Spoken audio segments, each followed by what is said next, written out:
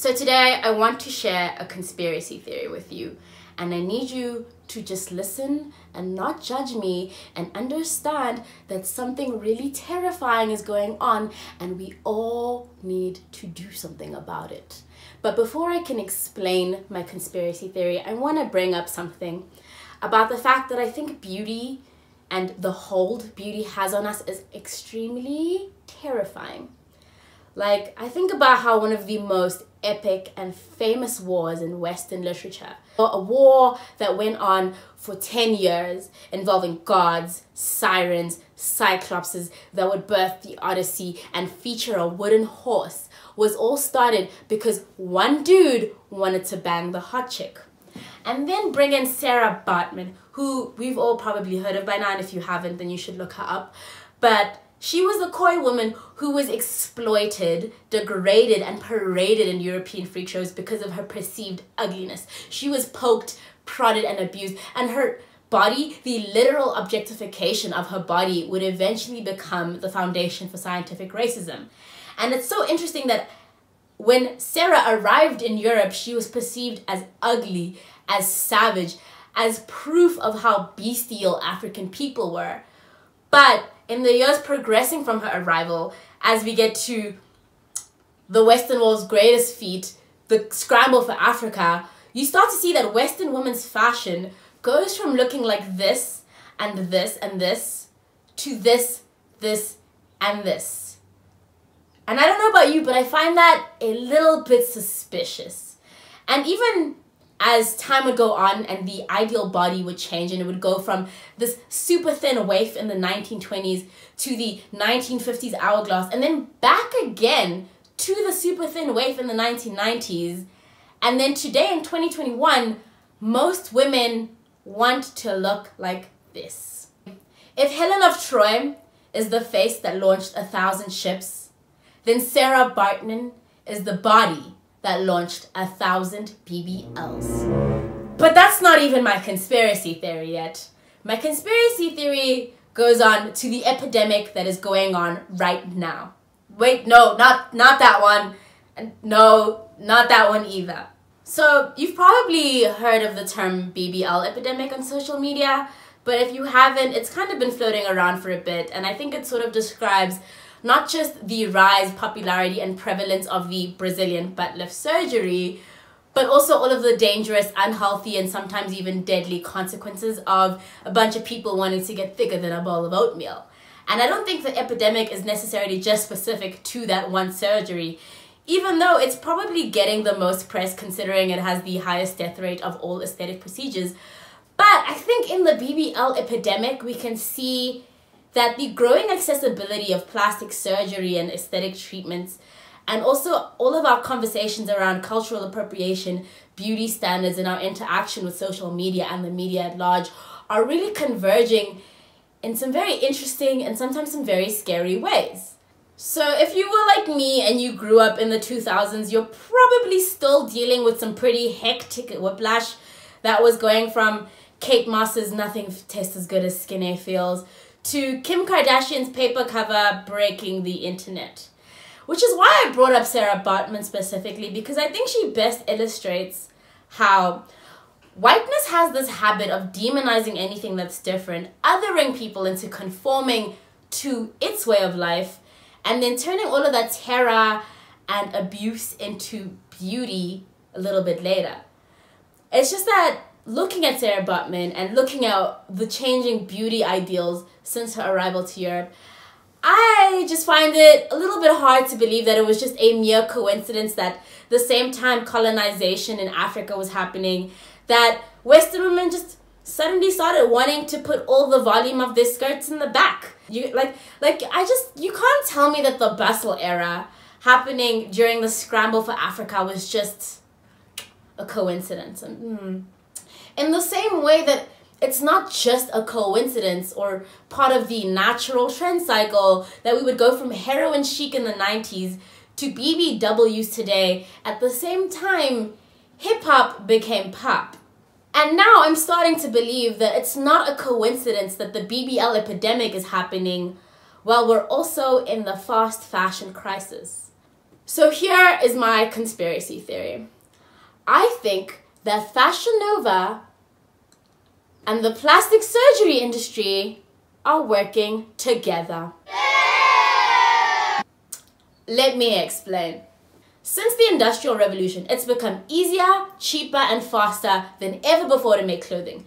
But despite the fact that it no longer takes months to years to cultivate fibers, weave textiles, and trim clothing, Western fashion has gone from very carefully constructed, elaborate, and highly involved mantoirs, robe à l'anglaise, and tea gowns to slip dresses, t-shirts, and thongs.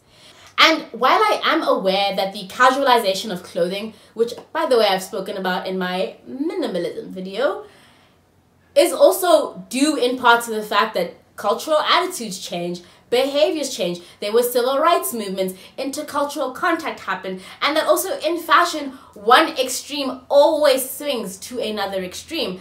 But it seems to me that Western fashion getting smaller and smaller and smaller is clearly a sign of foul play.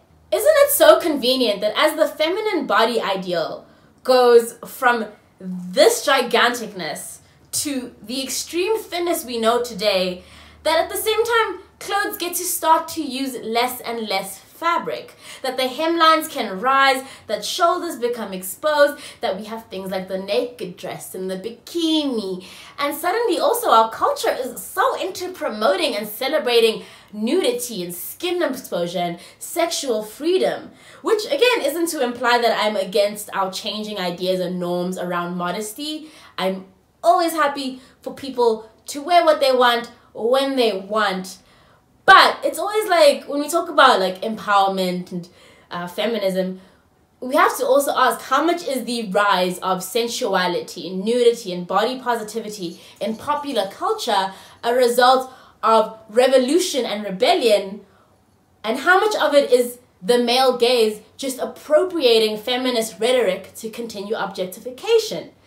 And as our culture becomes more naked, or as we all open up to these ideas of naked, a lot of the clothes that help support this nudity don't require that much fabric. So therefore they're easier and cheaper to make than ever before. But that's also what leads me to believe that there is a secret link between the cosmetic surgery industry and fast fashion. Because if you think about it, as time has progressed and as we've come to our modern ideas of the ideal feminine body, the ideal feminine body has changed from a greater focus on shape to an almost rigid focus on size. Because even though curves are in today, even though there's more space for plus size women, we only accept a curvy figure when those curves are in the right places. And essentially, there's no amount of like squatting or eating right you can do. If you want to have what is currently the ideal feminine body today, you need to get surgery, unless you have it naturally. But like most people don't, considering how extreme some of it has gotten. And it's interesting because in historical fashion, to achieve the ideal silhouette, to have the fashionable body, women could rely on a series of undergarments like corsets, stays, farthingales, bum pads, petticoats, hoop skirts, and all kinds of padding in order to build that body shape. Like, you could build up from what you already have, and you could use all kinds of proportions, like having big shoulders and wide skirts to create the illusion of a small waist, because that's the illusion in proportion to your body. Whereas today, one, because you can't have that many clothes anymore, because we don't wear that many clothes anymore, you are relying on your physical body. You can't build the body you want unless you go under the knife. And I think part of also why this shift has happened, or why I believe cosmetic surgery and fast fashion and cahoots, is because when we think about all of these undergarments, they're very expensive in the resources of time, labor, and material. In order to take the diverse range that is all the many different shapes and sizes of human bodies and then have everyone look like one uniform shape requires a lot of labor, skill, and effort. You need to spend money on the right materials. Like, you can't just make corsets out of anything. You need couture, you need whalebone, you need all the stuff, and that stuff costs money, and it also costs expertise. You need so much fabric to make giant hoop skirts and petticoats, whereas considering how our fashion has evolved to be shorter and lighter and, you know, just smaller overall, there's no longer that need for all of those undergarments. One, because they won't make sense with the silhouettes we have today, but two, because we're also all okay with people being naked a lot more often. And basically what we see as the 20th century progresses is that thanks to manufacturing and industrialization, all of these people have figured out how to take the cost of fashioning and building the body away from the manufacturing process and put that cost onto consumers. Like, no one has to dedicate the time, skill, and effort into making good quality, beautiful, and well-fitting clothing, because now, why make clothes fit people when you can make people fit clothes? And that also, it doesn't hurt that the fact that all of that squatting, starving, and slicing we're all doing to fit into clothes yields profits for so many other people. And while on one hand, I do understand that a lot of fast fashion companies have also been great in the way of not only offering affordable clothing to people, but also including more diverse size ranges, as we're all very familiar with the fact that, especially in the high fashion world, the most elaborate, the most beautiful, the most delicate designs and stuff are always reserved for the most thin people. But on the other hand, let's just take a quick little look at the Fashion Nova website.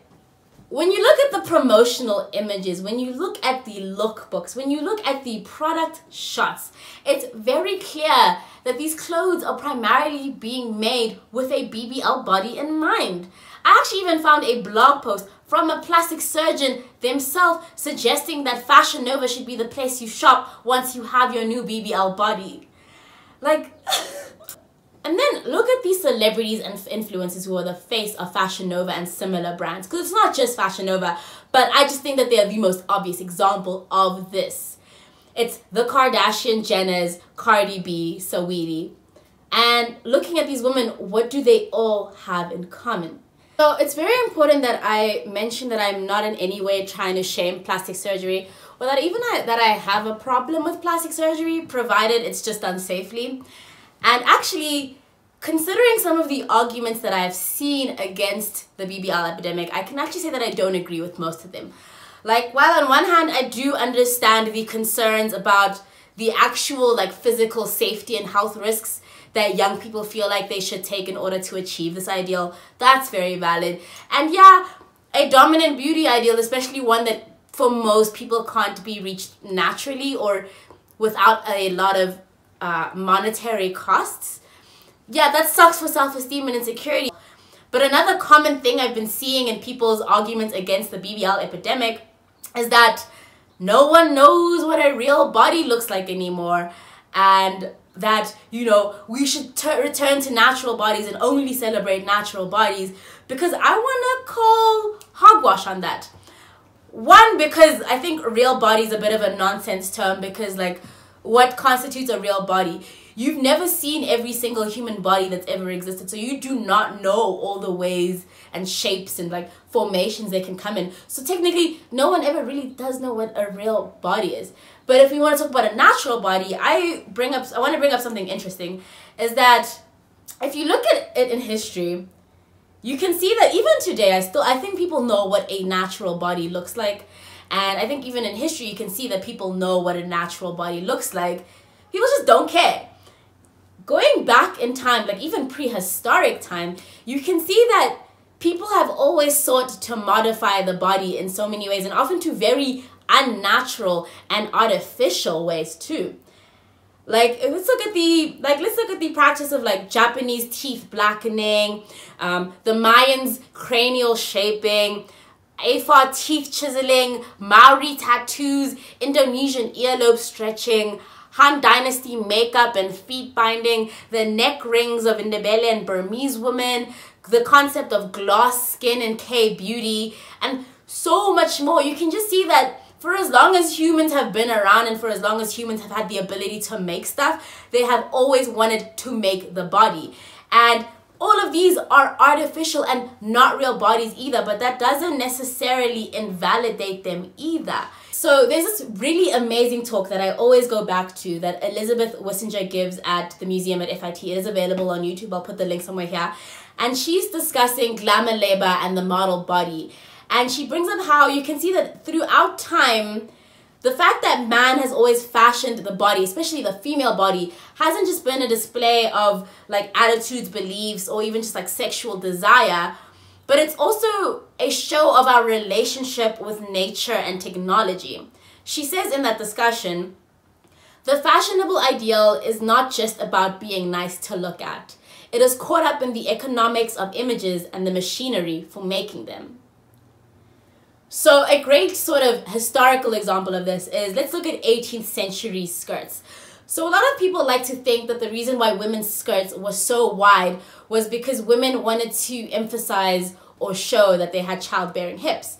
Which, if you think about it, doesn't make any sense, because also the other people of the time, so everyone around them knew, like everyone knew, it was a well-known fact that those hips were created with panniers, and also the fact that if you did undress a woman, you would see these gigantic pocket hoops under her skirt and then know that, oh no, it was a lie. But people still wore them, and to the point that the wider your panniers got was a greater show of your wealth and status in society. And what we see in the panniers is this Rococo sensibility about celebrating man's dominance over nature. So they fashioned the female silhouette that time because they wanted to display how much better than nature man was. That if man was made in God's image, then man was a god because man had the power to create. Unlike anything else on earth, really. Like, we could build buildings and cities and we could change the physical form given to us. The thing that's supposedly so uncontrollable or so predetermined, we could manufacture. And that's what I see these beauty ideals as. So even if we take it to the 1970s and 80s, and that's when it's actually very interesting that the idea of exercise wasn't a very common thing up until the 20th century, which I thought was so wild. But part of why exercise becomes a really big thing isn't just because of concerns of fitness and health and agility, but also because if you think about where technology had gotten to in the 60s and 70s, we had sent people to the freaking moon. Like, we had left the earthly plane.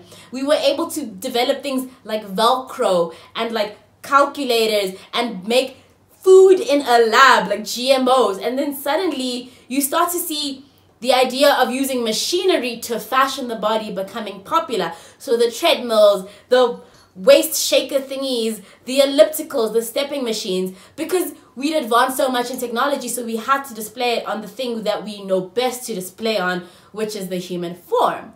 And then I think that now we're in the era where plastic surgery is the way that we do that, because, like, think about some of the, like, astronomical, like, inventions and progress we have made in medicine and science. And then let's bring up the internet and social media, because the spread of like technology, like computers, the stuff we can do, like the fact that you can hold the whole world in your hand, of course this becomes the site where we celebrate or we promote a certain physical ideal. And it is an ideal that is shaped by Instagram filters and plastic surgery and creating the most unreal proportions that look amazing in photographs. So I don't literally believe that Dr. Miami and the CEO of Fashion Nova are having weekly meetings conspiring about what should be the next place to inject fat into your thigh so that this week's cutout dress looks really amazing. What we're seeing in the BBL epidemic is the perfect marriage between like industry and whatever the societal norms are, because you go online and you are promoted one type of body, the plastic surgeons can give you that body, and then Fashion Nova makes clothes specifically for that body. So whichever part of that cycle you start in, you end up in the same loop. So if you start by shopping on Fashion Nova, you're maybe going to start to realize that these clothes look best on a certain type of body. Or if you're on social media, you're going to feel like everyone has this body and this outfit. Or if you want to get surgery, you're like, well, the only place that I can get clothes that will fit me is Fashion Nova, because your proportions become so different and so like unique or whatever. And no matter where you end up in this loop, these organizations continuously profit from you, but also this profit comes at the expense of the people and the planet, specifically more so the planet with the fast fashion side and then people with the plastic surgery side. And it becomes sort of a fast fashion plastic surgery industrial complex where these people just keep profiting and keep hurting us with no mind to what this is doing to us in our world. And of course, I understand that there is always going to be a beauty ideal. I think my problem comes with the way it's enforced. But I do think it's nice that you can just take solace in the fact that if your body's not desirable right now, just wait a month or maybe a couple centuries and you're going to be the hottest thing in town. But then considering how this fast fashion plastic surgery industrial complex is moving, the earth won't be here in a couple of centuries. So maybe we should all start Googling what the beauty standards are on Mars and prepare for that.